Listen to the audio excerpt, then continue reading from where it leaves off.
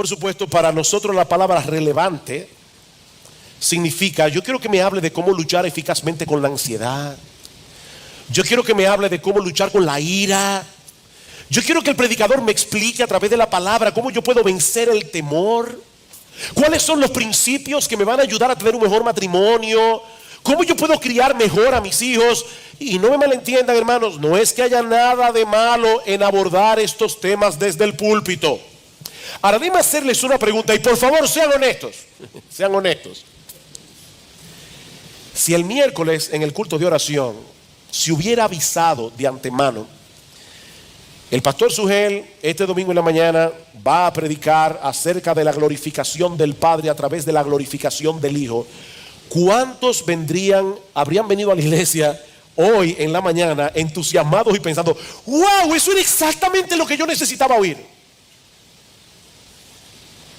No sea deshonesto. ¿Saben qué, mis hermanos?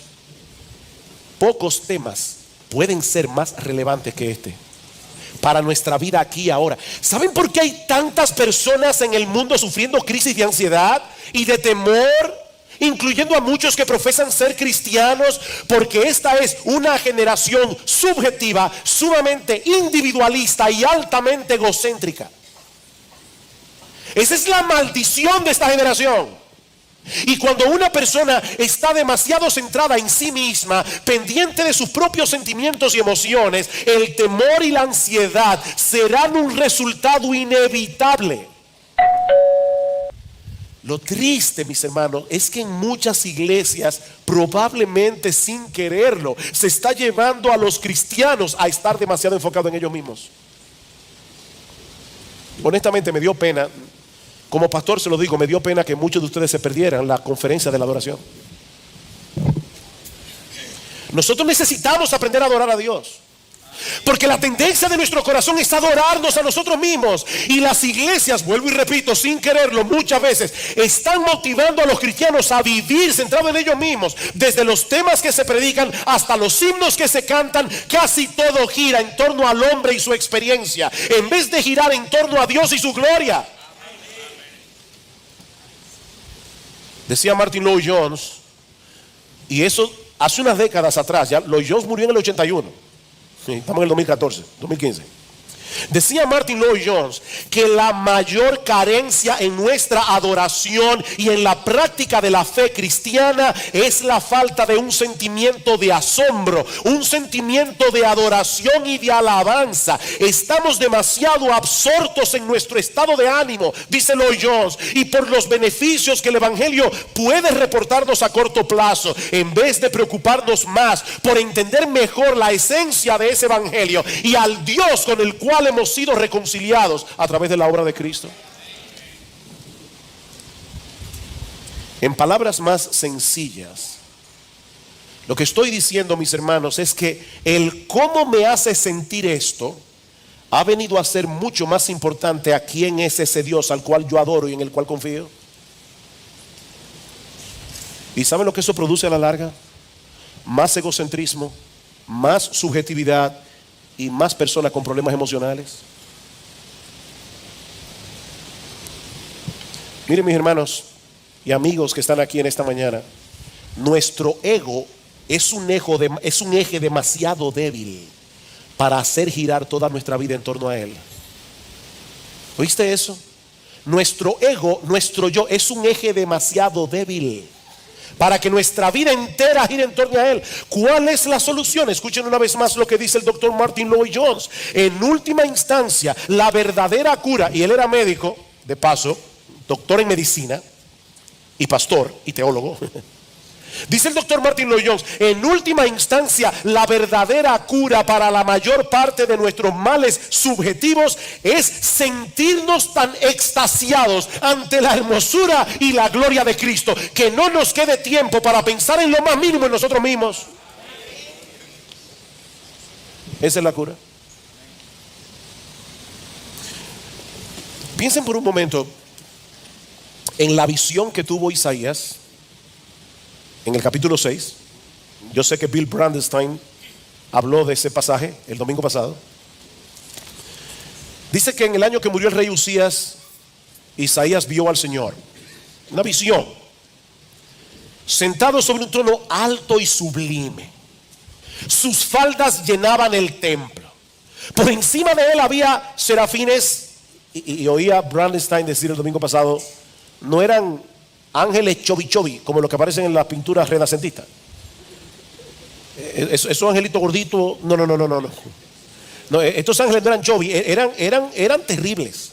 Era la contemplación de algo como para que una gente se cayera muerto ahí. Serafines.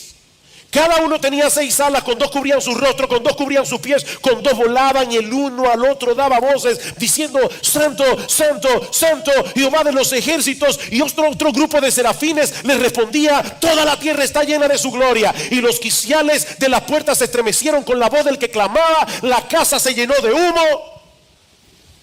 ¿Ustedes creen que después de esa experiencia Isaías estaba preocupado porque tenía unas cuantas libras de más? ¿O porque llegó al templo el sábado y un hermano le pasó por al lado y no lo saludó?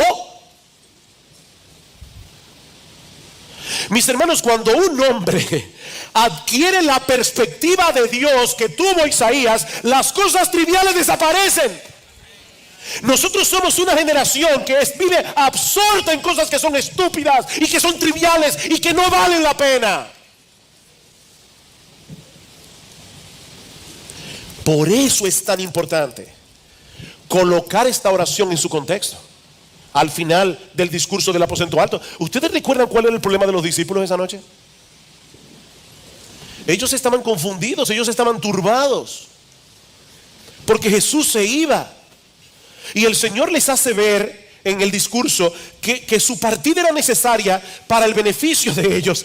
Pero ahora, a través de su conversación privada con el Padre, los está ayudando a entender que hay un propósito más alto en todo lo que Él vino a hacer a este mundo, y era la gloria del Padre a través de la gloria del Hijo. Es de eso que se trata todo esto. Dice Francis Chan que nuestro Dios nunca ha tenido una crisis de identidad.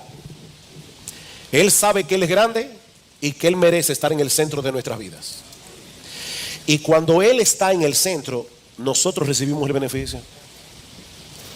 Déjenme compartirles algo muy personal. No estaba en el guión.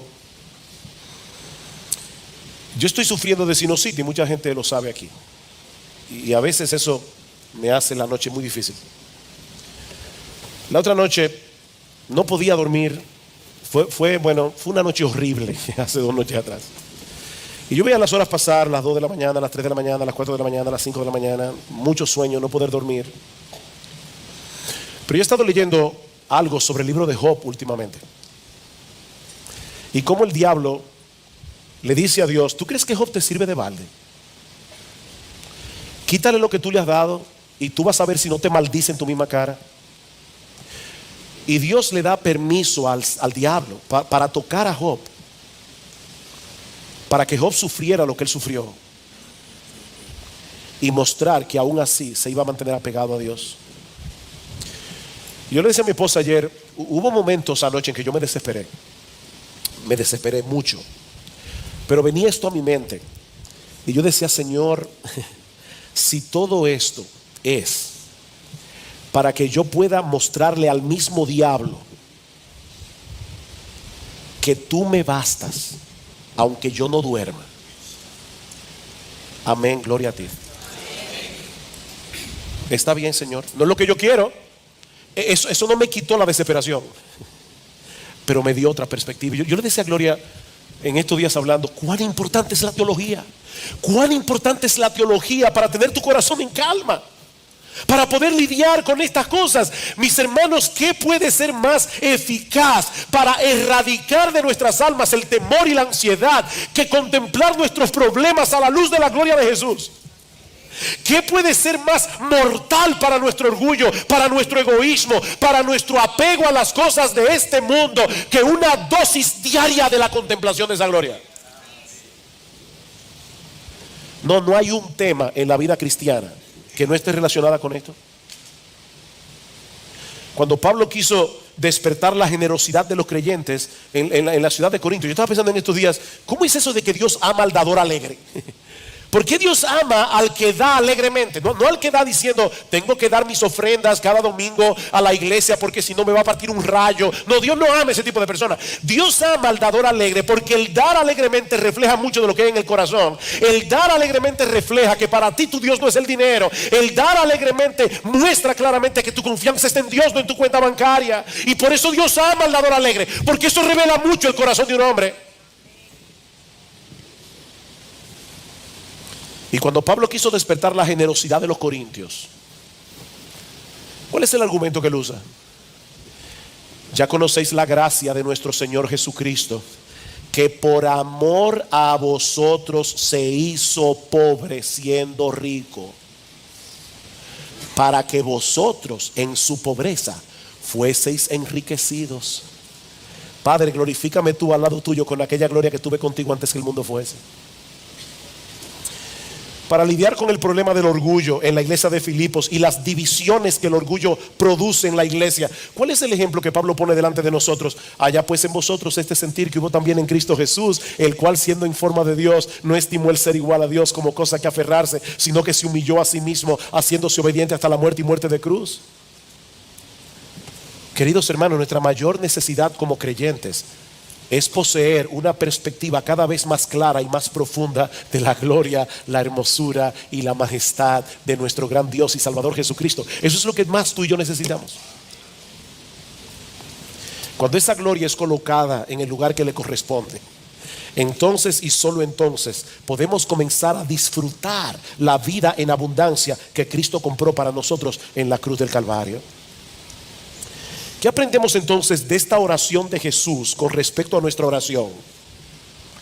Que al igual que Él, debemos pedirle al Padre que cumpla sus propósitos en nuestras vidas, que se haga su voluntad en la tierra tal como se hace en el cielo, aunque eso implique temporalmente dolor y aflicción para nosotros. Alguien me comentaba el otro día que había escuchado a un predicador, un gran predicador, preguntarle a la congregación: si el Señor te concediera una petición con la seguridad de que te la va a responder, ¿cuál sería?